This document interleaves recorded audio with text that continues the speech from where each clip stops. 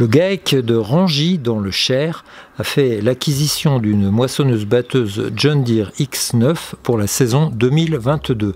Elle remplace un modèle S qui faisait elle-même suite à une CTS.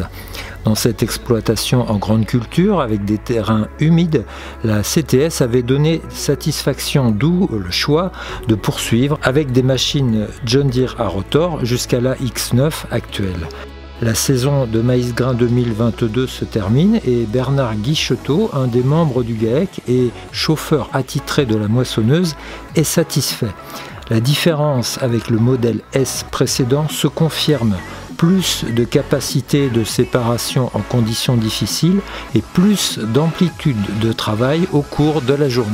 Dans les conditions 2022, avec un maïs à 18-19% d'humidité et des petits grains, le maïs apparaît propre, sans débris de rafle ni de grains cassés. Aucune réfaction ne s'est d'ailleurs appliquée. Quant aux pertes, elles paraissent très faibles à condition que la machine soit bien chargée. Pour une bonne adaptation aux conditions de récolte, Bernard Guichetot se félicite d'avoir choisi l'option vitesse variable du convoyeur, qui se justifie pleinement au maïs selon lui.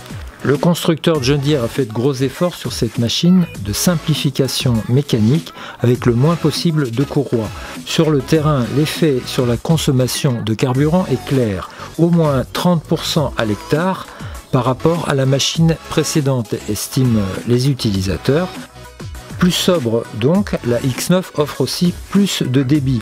Dans cette exploitation, c'est la logistique pour l'évacuation du grain qui limite aujourd'hui ses capacités. Au chapitre des performances, on peut ajouter le travail du broyeur, fin et bien réparti. Du point de vue du conducteur, maintenant, la X9 présente plusieurs bons points. On pourra citer l'échelle d'accès qui se replie vers le haut, la fermeture électrique de la porte, la visibilité sur les extrémités de la coupe ou encore de nombreux rangements. La X9 offre donc une série d'avantages et de motifs de satisfaction quant à ses performances. Néanmoins, les utilisateurs soulignent son poids élevé.